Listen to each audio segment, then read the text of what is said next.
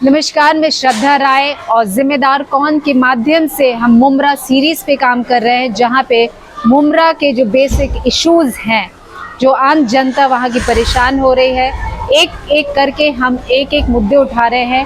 और इसी में अब हम पहुंचे हैं शिक्षा को लेके, जहां पर मुमरा की शिक्षा को लेके जो कंसर्न्स हैं, उन्हीं में से जिनके पास हम आए हैं ये शादाब है, जो हमें बताएंगे कि लगातार ये बच्चों को फ्री एजुकेशंस दे रहे हैं, फ्री ट्यूशंस पढ़ा रहे हैं। इन्हीं के सेंटर पे हम पहुंचे थे, तब इन्होंने हमें ग्राउंड रियलिटी बताई और यही ग्राउंड रियलिटी हम इनसे सुनेंगे, तो हमें स्क्रीन पे बताएंगे, जनता को बताइए कि एग्जैक्टली मुमरा में एजुकेशन का स्तर क्या है।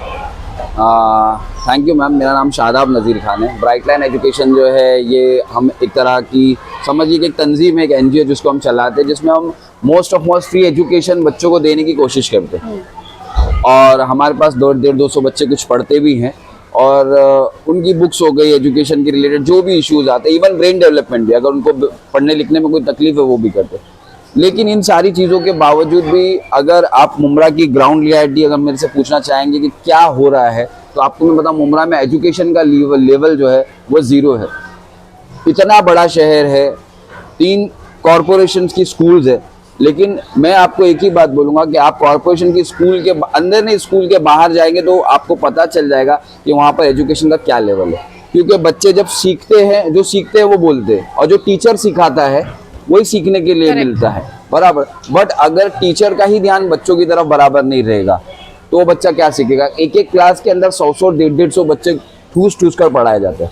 आपका कहने का मतलब है कि हर सेक्शन में 150 बच्चे होते हैं? 100 मिनिमम 100 बच्चे तो है मैम। ओके। 100 बच्चों से कम तो कोई, जबकि टीचर्स को स्टूडेंट रेशियो 30 होना चाहिए, राइट, 1:30। आप जाके उनके बुक्स देख लो। आप मुमरा के अंदर, आप मैं टीएमसी स्कूल्स के अलावा भी स्कूल्स की बात करूंगा, सॉरी टू से, बट आप जाके उन बच्चों को कॉन्वेंट स्कूल या फिर इंग्लिश मीडियम स्कूल, आप उन बच्चों को बाहर पकड़ के लाइए, वो पूछिए, वो एक इंग्लिश में 4 वर्ड्स नहीं बोल सकते। टीएमसी स्कूल के अंदर बड़ी बड़ी बिल्डिंगें बन गई टीएमसी स्कूल की, बहुत आलीशान स्ट्रक्चर हो गया है, सारी चीजें हो गई है। लेकिन टीएमसी स्कूल के बच्चे से अगर आप बात करेंगे, आप उसको पूछोगे कि तो स्कूल में क्या सीखता है, तो आपको वो प्रॉपर तरीके से बता नहीं पाएगा। जब भी कोई सेमिनार, फंक्शन, कोई मिनिस्टर, कोई नेता आने वाला होता है, तो जिस तरह से बोलते हैं ना कि अच्छी अच्छी चीजें उठा के सामने रख देते हैं, वैसे स्टेज लगा देंगे, 4-5 बच्चे जो ऑलरेडी अच्छे, ब्रिलियंट है, उनको गॉड गिफ्टेड है, उन बच्चों को खड़ा करके उनसे माई सेल्फ बुलवा लेंगे, उनसे नात पढ़वा लेंगे, उनसे वो सारी चीजें, और उससे ये दिखा रहे हैं कि भाई एजुकेशन कितना अच्छा हम हमारे स्कूल को दे रहे हैं। बट आप निजी स्तर पर जाकर चेक कीजिए मैडम, तो आपको पता चलेगा। आज स्कूल के बाहर निकल जाइए, स्कूल के बाहर आप चले जाइए, आप सेंट मैरी कॉलेज है उसके बाद वहां पे वही स्कूल के बच्चे स्कूल में जो सीख रहे हैं ना, बाहर आके वो उसका एकदम रिफ्लेक्शन में काम करते हैं, लड़ रहे, झगड़ रहे। अगर एजुकेशन ही सही नहीं मिलेगा मैडम, परफेक्ट, वो तो नींव है, अगर बेसिक ही हमारा सही नहीं है तो बच्चे 8 घंटा बच्चा स्कूल में रहता है, 8 घंटा घर में रहता है, बाकी के 4-5 घंटे उसके यहाँ वहाँ चले जाते हैं। जो मेन 8 घंटे जिसमें टोटल एक्टिव होता है, वहाँ पे वो सारी चीजें सीखता है स्कूल से ही है।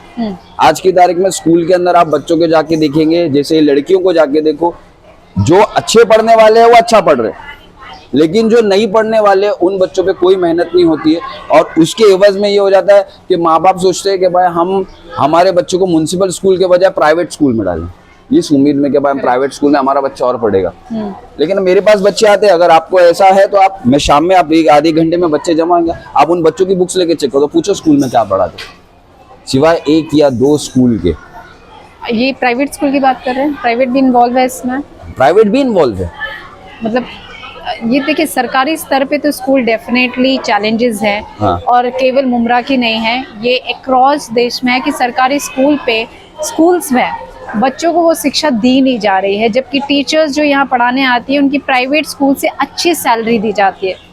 फिर भी ये कंडीशन यहाँ बने हैं। पर जो आप अभी बता रहे हैं, क्लेम करें, तो प्राइवेट स्कूल में भी मुमरा में ये सीन है कि स्टूडेंट्स को अच्छे से नहीं पढ़ाया जाता है। मैम, प्राइवेट स्कूल के अंदर सिर्फ स्कूल के एमिनिटीज को दिखाया जाता है। Okay. अगर अच्छा पढ़ाने की बात होती है तो आप उन टीचर्स को जाके आप देखिए, मैं आपको बोलूँगा कि मैं 10th में 80% से पास हो गया, तो आप मेरे को क्या बोलेंगे, सर आपका रिपोर्ट कार्ड दिखाओ, ठीक है, मेरा रिपोर्ट कार्ड, ये आपने फर्स्ट ग्रेड में चेक कर लिया, दूसरे ग्रेड में मैं आपको फिर भी मेरे पे डाउट है कि ये इसका 80% लग नहीं रहा, तो आप मेरे से 1-2 सवाल तो पूछोगे। करेक्ट। और वो 1-2 सवाल में मैं फेल हो गया तो आप पास हो गए, हमें फेल होंगे। मैं वही बोल रहा हूँ, आप उनके रिजल्ट, आप उन बच्चों को बुला के बात करो या आप उन बच्चों से बात करो, आपको पता चल जाएगा कि क्या स्कूल का रेशियो चल रहा है। और ये बात जो मैं बोल रहा हूँ मैडम, ये बोलते हैं ना पॉलिटिकली या उसमें अपन कोई नहीं है, अपन एक सोशल वर्क कर रहे हैं, भीड़ में से निकले भीड़ में खो जाएंगे। लेकिन बोलने का मतलब सिर्फ इतना ही है कि जितने भी बच्चे यहाँ पढ़ रहे हैं ये सारी चीज़ें कर रहे, रिजल्ट नहीं मैडम, अच्छा नागरिक अच्छा शहरी बनना चाहिए। आज हमारा शहर मुमरा जो है ना वो किन चीज़ों से जूझ रहा है अभी आप कवर कर रहे हैं, आपको धीरे धीरे सब पता चल जाएगा। लेकिन जो आने वाली नस्ल है, आने वाली जो पीढ़ी है, अगर एजुकेशन उनको बराबर मिलेगा तो कुछ ना कुछ बदल सकता है मैडम, नहीं तो एक नहीं। शब्द में मुझे बताइए कि जो स्तर बना हुआ है स्कूल में, इसके लिए आप किसे जिम्मेदार मानते हैं? देखिए मैम, ये जो स्कूल में स्तर बना हुआ ना, इसके दो लोग जिम्मेदार हैं।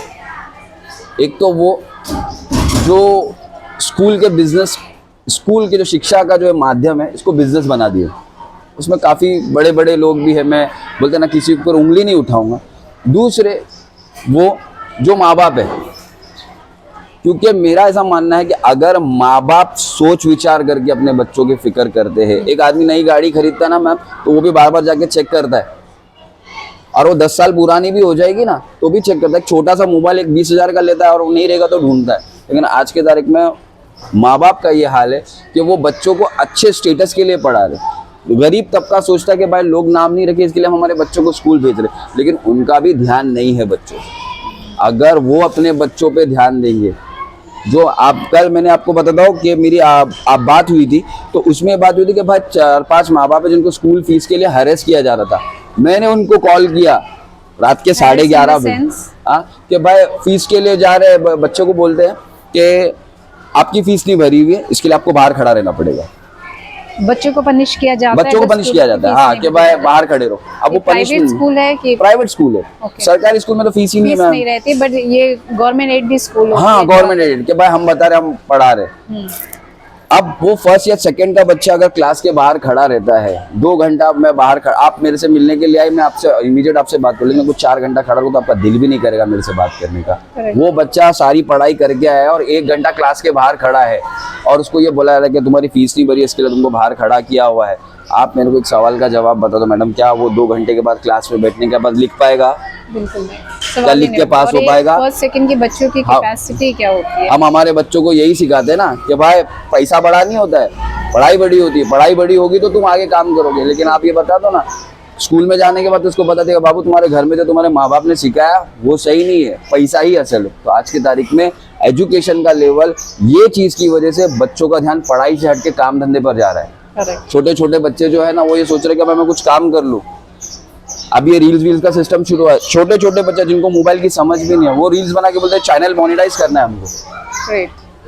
तो ये कहाँ से पैदा हो रहा है? उनका ध्यान स्कूल में नहीं है, क्योंकि स्कूल में भी यही बता रहे कि बहुत सारे कंसर्न है और हम अपने चैनल के माध्यम से सभी पेरेंट्स से, प्रशासन से और टीचर से भी यही रिक्वेस्ट करेंगे कि ये छोटे बच्चे हैं, आगे की जनरेशन है, यही हमारा भविष्य है।